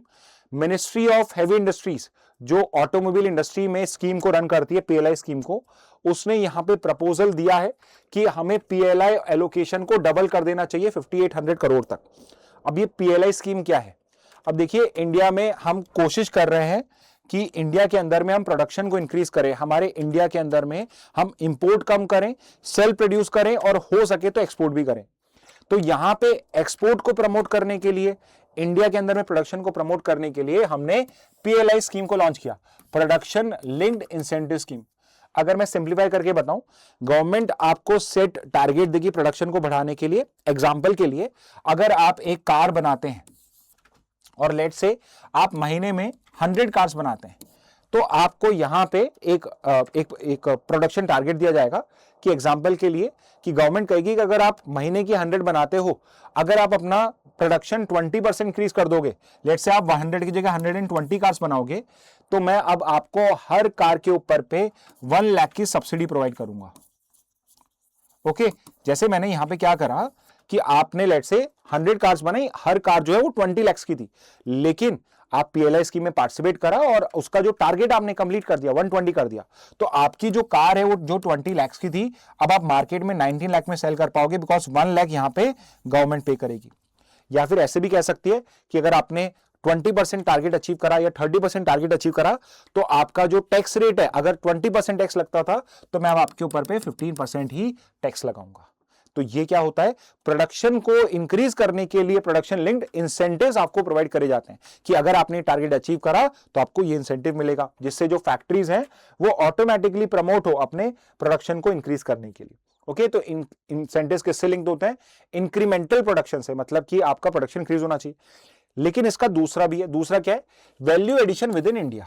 इसका मतलब यह है कि आपको कोशिश ये करनी है, अगर आपकी कार में या कोई भी लेट्स से मोबाइल आप बना रहे हैं, उसमें बहुत सारे प्रोडक्ट्स, बहुत सारे उसके कंपोनेंट्स आप चाइना से इंपोर्ट कर रहे थे, तो अब आप ये कह सकते हैं कि चाइना नहीं, मैं इंडिया की ही किसी कंपनी से इस चीज को ले रहा हूं, तो ये क्या हो जाएगा, value addition within India हो जाएगा। कोर ऑब्जेक्टिव क्या है, to boost domestic manufacturing, reduce import dependence, integrate India into global supply chain, कि बाहर जो एक्सपोर्ट हो रहा है उसमें हम भी इसका पार्ट बने, तो उसके लिए पीएलआई स्कीम लॉन्च करी थी। अब ये जो पीएलआई स्कीम की बात चल रही है 5800 करोड़ की, ये सिर्फ एक मिनिस्ट्री है, उसकी पीएलआई स्कीम है ऑटोमोबाइल्स के लिए, उसकी बात है। सिर्फ और सिर्फ ये पीएलआई स्कीम सिर्फ ऑटोमोबाइल इंडस्ट्री में नहीं है, इंडिया में से 10-12 सेक्टर है, एक लिस्ट में आपको दिखाऊंगा, उसको याद नहीं करना है, जस्ट हैव एन आइडिया कि किन सेक्टर्स में पीएलआई स्कीम लगती है। उन सब सेक्टर्स के अंदर में भी इसी टाइप की पीएलआई स्कीम को रन किया जाता है। तो ये जो स्कीम है कब आई थी, it came in the year 2020-2021, उस साल में ये स्कीम को इंट्रोड्यूस किया गया था, और करीब करीब 2 लाख करोड़, करीब करीब 2 लाख करोड़ रुपीस तक का इसमें हो चुका है। टाइम बाउंड होती है जनरली 5 ईयर्स, तो जैसे कि अगर अभी पीएलआई स्कीम को अनाउंस कर दिया जाए इस बजट में, तो अगले 5 साल में यानी 2026 से लेके 2030 तक ये स्कीम जो है आपकी इंप्लीमेंट होगी। ओके, इसके अलावा जो स्कीम स्पेसिफिकली जिसकी बात करी जा रही है वो कौन सी है, 25,000 करोड़ का टोटल आउटले हो चुका है। तो हर साल क्या था कि पिछले 2020 से चल रहा है तो 5,000 करोड़ 10,000 करोड़ का स्कीम था, अब क्या है इसको 5,800 करोड़ का स्कीम बनाने की बात है। इस साल का, अगली साल का जो बजट होगा उसमें ये प्रपोजल गया है। कौन सी मिनिस्ट्री के अंदर में आ रहा है, PLI scheme for automobiles, ministry of heavy industries, जिसके अंदर में उन्होंने कुछ रिक्वायरमेंट बोली है कि डोमेस्टिक वैल्यू एडिशन, मतलब आपका 50% जो कार का पार्ट है वो डोमेस्टिकली ही यहां पे होना चाहिए, सिंपली बिकॉज कि ये सिर्फ असेंबली ऑपरेशन ना रह जाए, बाहर से इक्विपमेंट्स आते हैं उनको अटैच करके आपने कार बना दी, वो चीज नहीं चाहिए। यहां के कंपोनेंट्स भी 50% डोमेस्टिकली प्रोड्यूस होने चाहिए। और राइट में आप देख सकते हो ये एक एग्जाम्पल्स है उन सेक्टर्स का जहां पे आपके पीएलआई अनाउंस करी जाती है। तो ये चीज सिर्फ इसलिए बता रहा हूं सो दैट आप ये कंफ्यूज ना हो जाओ कि क्या सिर्फ ऑटोमोबाइल इंडस्ट्री में होता है, तो ऐसा नहीं है, डिफरेंट सेक्टर्स हैं आपके, उनके अंदर में पीएलआई स्कीम लगती है। नेक्स्ट पे आ जाते हैं, तो यहां पे जो ये यूएस का वेनेजुएला का इंसिडेंट हुआ है उसके बाद भी डोनाल्ड ट्रम्प क्या है, बहुत सारे अलग अलग अपने बयान देते रहते हैं अपने इस तरह के, कहीं ना कहीं वो कोई भी प्रेस कॉन्फ्रेंस चलती है उसमें गलत बयान देते रहते हैं। जैसे कि उन्होंने अभी ये बोला है कि यूएस जो है अब उसके टारगेट के ऊपर पे जो ग्रीनलैंड एक टेरिटरी है, आपकी एक आइलैंड टेरिटरी है, वो भी इट बिलीव्स कि उसको भी यूएस का पार्ट होना चाहिए, बिकॉज वो यूएस के डिफेंस के लिए बहुत इंपॉर्टेंट है। अब जो ग्रीनलैंड है वो एक ऑटोनॉमस रीजन है, एक काउंटी इज बेसिकली कि आपका एक स्टेट को ही हम काउंटी कह सकते हैं, कि वो डेनमार्क का एक सेल्फ ऑटोनॉमस पार्ट है। सेल्फ ऑटोनॉमस पार्ट ऐसे मान लो कि इंटरनली तो ग्रीनलैंड के जो लोग हैं वो ही डिसाइड करते हैं, बट एक्सटर्नल अफेयर्स के लिए कौन रिस्पॉन्सिबल हो जाएगा, आपका डेनमार्क हो जाएगा। तो डेनमार्क की जो प्राइम मिनिस्टर है मेटे फ्रेडरिक्सन, उन्होंने ये स्टेटमेंट दिया है कि अगर यूएस ने ग्रीनलैंड को मिलिटरली टेक ओवर करने का सोचा भी, so it would be a end of NATO, जो एक आपकी सिक्योरिटी अलायंस बनी हुई यूरोपियन कंट्रीज के साथ जिसमें 32 countries are involve. She has said कि अगर यहां पे कुछ भी ग्रीनलैंड के साथ में मिस एडवेंचर करता है यूएस तो it would be end of NATO. तो जो वर्ल्ड वॉर 2 के बाद में एक सिक्योरिटी अलायंस क्रिएट हुआ था, डोनाल्ड ट्रंप एंड उनके बाकी के ऑफिशियल्स नेटो को एंड कर देंगे अगर यहां पे मिलिटरली और अदरवाइज यहां पे यूएस ने ग्रीनलैंड को टेक ओवर करने का भी सोचा। ओके, तो यहां पे ये स्टेटमेंट आया। अब एक बहुत इंपॉर्टेंट पॉइंट, वन लाइनर आपको दे रहा हूं मैं, ये क्लैट एलेट किसी भी एग्जाम के लिए इंपॉर्टेंट है। Do you know which is the world's largest island, अगर साइज वाइज देखा जाए वर्ल्ड का लार्जेस्ट आइलैंड कौन सा है, तो वर्ल्ड का लार्जेस्ट आइलैंड है ग्रीनलैंड। ओके अब आप कहोगे सर ऑस्ट्रेलिया क्यों नहीं है, ऑस्ट्रेलिया कॉन्टिनेंट में आता है इसलिए उसे आइलैंड में नहीं, तो वो एक आइलैंड कॉन्टिनेंट है, यू आर करेक्ट। फिर तो सारे ही आइलैंड कॉन्टिनेंट हो जाएंगे, साउथ अमेरिका, नॉर्थ अमेरिका भी। तो अगर हम आइलैंड्स को काउंट करते हैं तो ग्रीनलैंड जो है न्यू गुइना के बाद से पहले, जस्ट पहले, वो सबसे बड़ा आइलैंड हो जाएगा। तो Greenland is the very big island. क्या है इसका पॉलिटिकल स्टेटस, क्या पॉलिटिकली एक सेल्फ गवर्निंग ऑटोनॉमस टेरिटरी है with in the kingdom of Denmark. इसका मतलब यह है कि उसको इंटरनली, जैसे आप ऐसे समझिए कश्मीर जो आर्टिकल 370 से पहले से था वो एक सेल्फ ऑटोनॉमस बॉडी तरह वर्क कर रहा था, या फिर मैं हांगकांग 97 से पहले बोलूं तो वो भी चाइना का एक ऑटोनॉमस टेरिटरी वर्क कर रहा था, विच सिंपली मींस कि एक्सटर्नली बाहर की कंट्रीज के लिए तो Greenland is part of Denmark, but Greenland के जो लोग हैं वो अपनी टेरिटरी को खुद से गवर्न करेंगे। यानी इसका मतलब यह है कि आप ये भी कह सकते हो कि ग्रीनलैंड अपनी खुद की पार्लियामेंट बनाएगा, ग्रीनलैंड खुद का प्राइम मिनिस्टर अपॉइंट करेगा, लेकिन ओवरऑल बाहर के लिए वो किसके डिपेंडेंट है, आपके डेनमार्क के लिए। इसका मतलब क्या होता है, मतलब कौन कौन सी पावर ग्रीनलैंड ने डेनमार्क को दी है। तो यहां पे Denmark controls what, foreign affairs. तो ग्रीनलैंड के प्राइम मिनिस्टर से जाके कोई इंडिया का प्राइम मिनिस्टर नरेंद्र मोदी उनसे बात नहीं करेंगे, वो डेनमार्क के प्रेसिडेंट से ही बात करेंगे। डिफेंस की बात, ग्रीनलैंड अपनी खुद की आर्मी नहीं क्रिएट करेगा, Denmark is responsible for defence of Greenland. And monetary matters, which simply means कि ग्रीनलैंड का कोई करेंसी अलग से नहीं होगा, सेंट्रल बैंक नहीं होगा, जो डेनमार्क का बैंक है वो ही उसको करेगा, और इंटरनल गवर्नेंस टोटली ग्रीनलैंड के लोग ही हैंडल करेंगे यहां पे। ओके तो यहां पे ग्रीनलैंड भी बहुत टाइम से और ग्रेटर ऑटोनॉमी की बात कर रहा है, लेकिन एज ऑफ नाउ वहां पे एक इंडिपेंडेंट कंट्री बनने का या यूएस का पार्ट बनने का कोई भी रेफरेंडम नहीं है। रेफरेंडम से मतलब है यहां पे कि वहां पे कोई कॉमन कंसेंसस नहीं है। Yes, there are certain people, there are certain parties in Greenland which are talking about their own independence, but still majority जो है they are happy being part of Denmark only. Okay तो इस तरीके से वहां पे ग्रीनलैंड के अंदर में चल रहा है। ओके तो यहां पे अगर आप देखोगे दिस इज द ग्रीनलैंडिश टेरिटरी, यहां पे ये आइसलैंड है, यहां पे यूके है। ओके तो आपको हिस्टोरिकल कंटेक्स्ट, अच्छा जियोपॉलिटिकल कंटेक्स्ट बाद में आएगा, पहले हिस्टोरिकल कंटेक्स्ट बता देता हूं ग्रीनलैंड का। तो ग्रीनलैंड जो है, Greenland was a colony of Denmark until 1953। तो आपको पता है 47 में इंडिया इंडिपेंडेंट हुआ था, उससे पहले colonisation was very common. World war 2 तक नहीं होता अगर, तो शायद कॉलोनाइजेशन आपका कंटिन्यू ही रहता, लेकिन 1953 तक ग्रीनलैंड जो था वो डेनमार्क, डेनिश कॉलोनी थी। लेकिन जब 1953 में ग्रीनलैंड एक इंडिपेंडेंट बना, इंडिपेंडेंट कंट्री बना, तो वो एक काउंटी बन गया डेनमार्क की। कंट्री नहीं है, ये काउंटी है। काउंटी का मतलब होता है रीजन। ओके काउंटी का मतलब होता है रीजन। वर्ल्ड वॉर 2 के time, during world war 2 US ने डेनमार्क की रिस्पॉन्सिबिलिटी ली थी। वाई? बिकॉज वर्ल्ड वॉर 2 के अंदर में अगर आप देखो ग्रीनलैंड यहां पे है, यहां पे ही आपका यूरोप है and America is somewhere here. तो आप ये सोचिए कि अगर अमेरिका को यहां पे जर्मनी के, हिटलर के अगेंस्ट में फाइट करना है तो कितना ट्रैवल करना होगा। तो उसने क्या करा, यहां पर अपना एक मिलिट्री बेस बना दिया, सो दैट वो इजीली यहां पे पार्टिसिपेट कर सके। ओके तो अमेरिका का military presence since world war 2 है, नाम है Pituffik space base at US request. तो अमेरिका की एक मिलिट्री प्रेजेंस वहां पे रहती है। लेकिन सबसे इंपॉर्टेंट क्या है, what is the geopolitical importance of Greenland, उसकी इंपॉर्टेंस क्या है। तो it controls part of the GIUK gap, GIUK gap, vital for the North Atlantic naval energy routes. अब ये GIUK गैप क्या है, तो ये एक एक्रोनिम है which stands for Greenland, G stands for Greenland, I stands for Iceland and this stands for UK. तो इन कंट्रीज के बीच में जो ये गैप दिख रहा है आपको, इसको GIUK गैप कहा जाता है। और ये कहां, किस चीज को कनेक्ट कर रहा है, ये कनेक्ट कर रहा है अटलांटिक ओशन को विद द नॉर्वेजियन सी। तो आप यहां देख सकते हो कि यहां बड़ा सा अटलांटिक ओशन है और यहां पे नॉर्वेजियन सी है। तो ये जो रूट है, इसमें एटलीस्ट आइसलैंड और ग्रीनलैंड के बीच में अगर कोई भी यहां से कोई भी शिप को अगर मूव करना है या किसी भी एयरप्लेन को मूव करना है, फाइटर जेट को मूव करना है, तो उसको कंट्रोल करने के लिए ग्रीनलैंड जो है वो एक इंपॉर्टेंट बेस क्रिएट हो सकता है। तो इसलिए भी जो आपका जियोपॉलिटिकल सिग्निफिकेंस है ग्रीनलैंड का वो इंपॉर्टेंट है, बिकॉज आप ये कह सकते हैं अटलांटिक ओशन से this is the entry point और ये उसको कंट्रोल करता है। Second is like any other country जहां यूएस का इंटरेस्ट होता है, this Greenland is also rich in minerals, specifically your critical minerals. अभी इतना कोई स्टडी हुआ नहीं है, बट इट इज बिलीव्ड कि Greenland is also very rich in critical minerals. Okay and third is it is very very near to Russia and China. यहां पे दिख नहीं रहा है, ग्रीनलैंड के बिल्कुल पास में रशियन टेरिटरी है, एंड वहीं से अगर आप आर्कटिक ओशन से देखो तो आप चाइना को भी इजीली एक्सेस कर सकते हो। तो ये वेस्टर्न डिफेंस के लिए एक अर्ली वार्निंग सिस्टम बनने के लिए बहुत इंपॉर्टेंट है, क्योंकि अगर वहां से अटैक आएगा तो ग्रीनलैंड में अगर आपका बेस है तो आप वहां से एटलीस्ट सिग्नलिंग बहुत जल्दी कर सकते हो। ओके, तो इन सब पर्पस की वजह से यूएस जो है वो इंटरेस्टेड रहा है, but at the same time the Denmark और other countries are not interested. जैसे कि नेटो जो है, यहां पे डेनमार्क ने ये तक कह दिया कि नेटो का एंड हो जाएगा। आज के टाइम में नेटो जो है वो यूएस की इंपॉर्टेंस नहीं है, वो इंपॉर्टेंस उसके लिए, उस नेटो की इंपॉर्टेंस ज्यादा यूरोपियन पावर्स के लिए।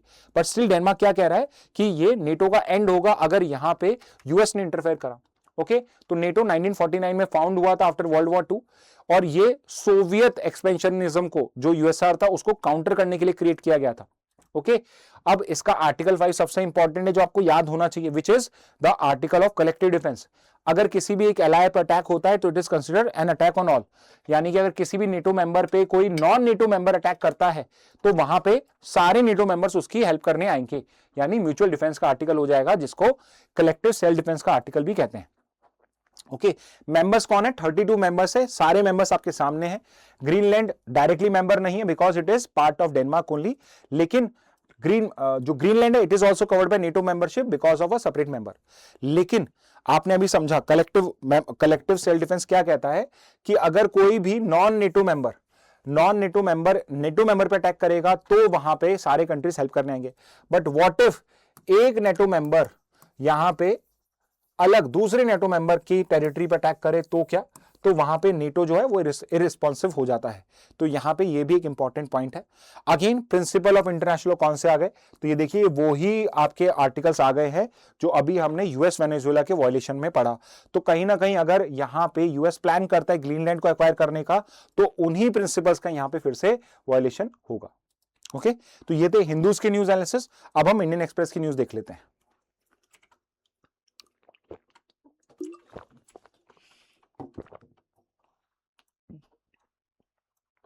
ओके, तो इंडियन एक्सप्रेस से भी 3 न्यूज है आपके पास में। पहली है कि भाई Haryana which was very ill famous for female foeticide for having the lowest sex ratio in India, उसने यहां पे अपने सेक्स रेशियो को इंप्रूव करा है। तो हमारे पास में डेटा क्या है? वैसे सेक्स रेशियो क्या है? सेक्स रेशियो की नंबर ऑफ फीमेल्स कितनी है? 1000 मेल्स। बट उससे भी बेटर क्राइटेरिया होता है सेक्स रेशियो एट बर्थ। क्यों होता है? देखिए, अब सेक्स रेशियो जो किसी स्टेट का है, कंट्री का है, वो तो आपके इतने सालों से जो सेक्स रेशियो चलता है उसको डिनोट करता है। तो अगर आप आज एकदम से पूरा फीमेल फिटिसाइड को एंड भी कर दोगे तो आपका सेक्स रेशियो इंप्रूव नहीं होगा। लेकिन सेक्स रेशियो एट बर्थ क्या है? वो शोकेस करता है आपका करंटली आपने जो पॉलिसीज करे हैं उनका क्या इंप्लीकेशन है। तो सेक्स रेशियो एट बर्थ क्या दिखाता है? कितनी नंबर ऑफ फीमेल बर्थ हुई है पर 1000 मेल बर्थ। ये डेफिनेशन भी इंपॉर्टेंट है आपके लिए, इनको अच्छे से पता होना चाहिए आपको। और इसके अकॉर्डिंगली सेंसस 2011 के अकॉर्डिंगली इंडिया का सेक्स रेशियो है 943 और सेक्स रेशियो एट बर्थ था अराउंड 933, यानी हमारा सेक्स रेशियो जो बर्थ है वो कम था 943। इट इज एक्सपेक्टेड कि अभी जो गवर्नमेंट ने रिसेंटली स्टेप्स लिए हैं उससे हमारा सेक्स रेशियो और इंप्रूव होगा। लेकिन यहां पे सबसे अच्छी जो रिस्पॉन्स हमें मिला है वो हरियाणा से मिला है, क्योंकि 2011 के सेंसस में इसका सबसे वर्स्ट सेक्स रेशियो था इंडिया में, इट वाज 834। और फिर जब गवर्नमेंट ने 2015 में बेटी बचाओ बेटी पढ़ाओ आंदोलन स्टार्ट किया, डिफरेंट स्टेप्स अनाउंस करे, पीसीपीएनडीटी एक्ट है जो टर्मिनेशन को यहाँ पे इलीगल करता है, सेक्स टर्मिनेशन को इलीगल करता है, उन सबको जब स्ट्रांगली इंप्लीमेंट करा तो 24 में इट वाज 910 और 25 में जो सबसे रीसेंट डेटा है हमारे पास हरियाणा का उसके हिसाब से it is 923 which is very near to 933 यहां पे, which is very close to the national average. तो यहां पे हरियाणा ने बहुत इंप्रूव करा, but there is still a long way to go. Improvement क्यों है? Strict enforcement of PCPNDT act, जिसके अंदर में सेक्स डिटर्मिनेशन एट बर्थ जो होता है वो एक इलीगल एक्ट है। अल्ट्रासाउंड सेंटर्स को मॉनिटर कराए, इंटर स्टेट रेट्स करी एंड ट्रैकिंग ऑफ अबॉर्शन। इन सबसे क्या हेल्प मिली हमें कि यहां पे हमने इंप्रूवमेंट्स देखे हैं। हरियाणा वाज द स्टेट जहां से हमने बेटी बचाओ बेटी पढ़ाओ प्रोग्राम को लॉन्च किया था। सबसे ज्यादा जो फोकस था इसमें हरियाणा स्टेट के ऊपर ही था एंड उसने भी अच्छा रिजल्ट हमें प्रूव किया है। But at the same time हमारे पास में जो इंपॉर्टेंट वन लाइनर्स होता है उसका डेटा होना बहुत जरूरी है। हाईएस्ट कहां पे सेक्स रेशियो? तो केरला में है, और स्टेट यूटीज में देखोगे तो पुडुचेरी में। लोएस्ट कहां पे? ऑब्वियसली अभी भी हरियाणा के अंदर में ही है, और यूटीज देखोगे तो वहां और भी पूरे दमन एंड दीव में 618 ही है। ओके तो ये जो डेटा ये भी आप कहीं पे नोट कर सकते हो, this one is also important. Next पे आ जाते हैं, नेक्स्ट है आपका इंडियन एक्सप्रेस से ही, तो यहां पे भी एक और वन लाइनर है। तो सिद्धारमैया जो अभी करंटली कर्नाटका के चीफ मिनिस्टर हैं, he has become the longest serving CM of Karnataka. करीब 7 इयर्स प्लस का इनका हो चुका है, 7 इयर्स समथिंग इनका टेन्योर हो चुका है, और 7 इयर्स के सीएम बन के ये अब लॉन्गेस्ट सर्विंग बन चुके कर्नाटक, यानी 7 साल से ज्यादा किसी भी सीएम ने वहां पे सर्व नहीं करा है।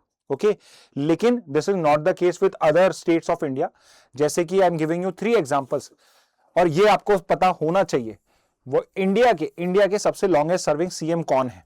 ओके इंटरेस्टिंगली इनका कंटिन्यूस टेन्योर भी रहा है, सिंस 94 से 2019 तक पवन कुमार चैमलिंग सिक्किम के सीएम रहे थे कंटिन्यूसली फॉर 25 इयर्स। इनकी पार्टी है एसडीएफ। सेकंड नंबर पे नाम आता है नवीन पटनायक का। उड़ीसा में अभी आपके 24 में ही इलेक्शंस हुए थे लोकसभा के साथ में, अगर वहां पे नवीन पटनायक जीत जाते तो obviously he would have become the longest serving CM. Okay इनका थोड़ा सा ही टेन्योर कम था इनसे, 2000 से 24 ये भी कंटिन्यूसली 24 इयर्स तक बीजू जनता दल बीजेडी पार्टी को लीड करते हुए उड़ीसा का सीएम रहे थे। और थर्ड नंबर पे आता है नाम वेस्ट बंगाल के पूर्व सीएम का Jyoti Basu. He was the CM from 1977 to 2000 for 20 years and his party was CPI-M. Okay तो ये 3 हो जाएंगे। एक और आर्टिकल देख लेते हैं वेरी इंपॉर्टेंटली, तो यहां पे एक फोटो आपको दिख रही होगी, he is Umar Khalid, JNU के अंदर में he was one of the students there and it is alleged that he was involved in the Delhi protest जो 2020 में वहां पे आपके कंडक्ट हुए थे, और फिर बाद में दिल्ली राइट्स वहां पे हुए थे।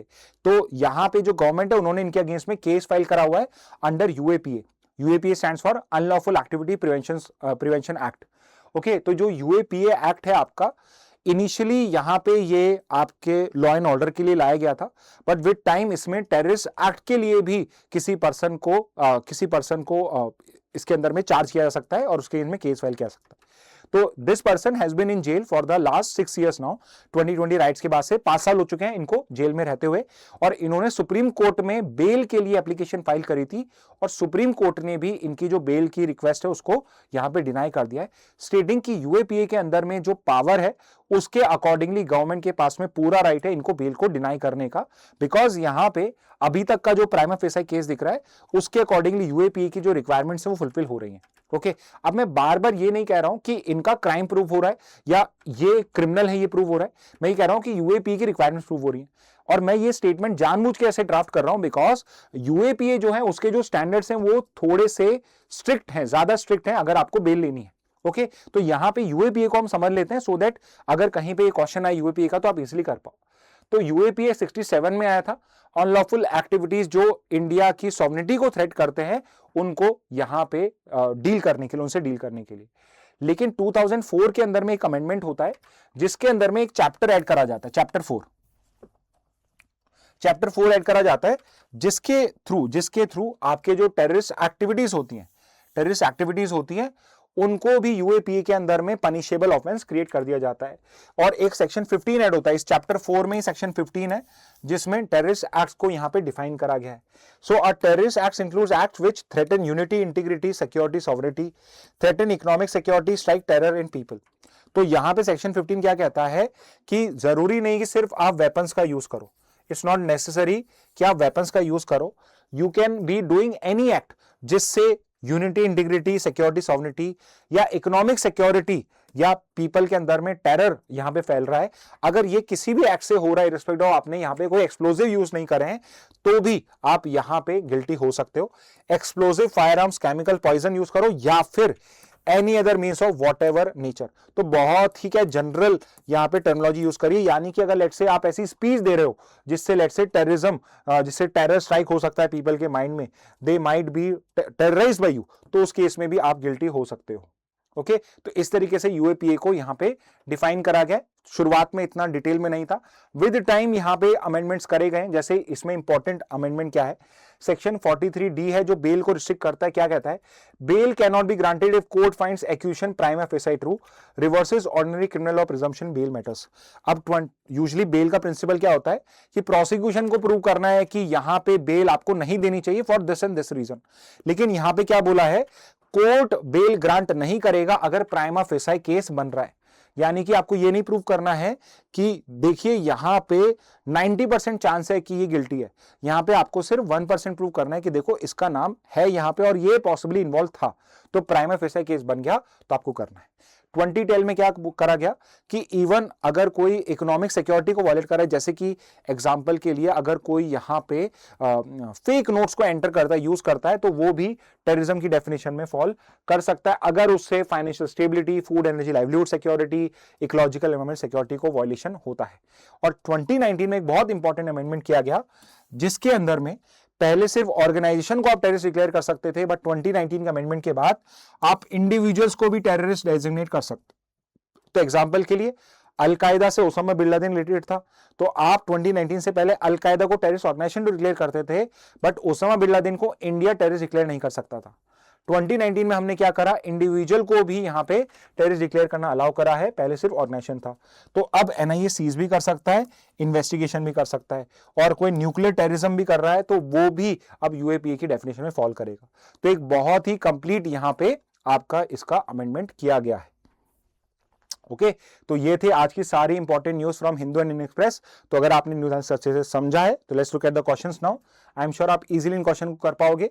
पहला क्वेश्चन बहुत सिंपल सा है, कौन सा वो प्रोविजन है इंडियन कॉन्स्टिट्यूशन का जो बात करता है या पावर देता है इलेक्शन कमीशन को, तो we have discuss this is article 324, तो फर्स्ट का आंसर डी है। सेकंड पे आते हैं, SIR 1.0 electoral rolls was first undertaken in which state. SIR 1.0 कहां कंडक्ट हुई थी, तो it was conducted in Bihar, तो सेकंड का आंसर हो जाएगा सी। थर्ड पे आते हैं, which feature correctly differentiates the NPR from the NRC.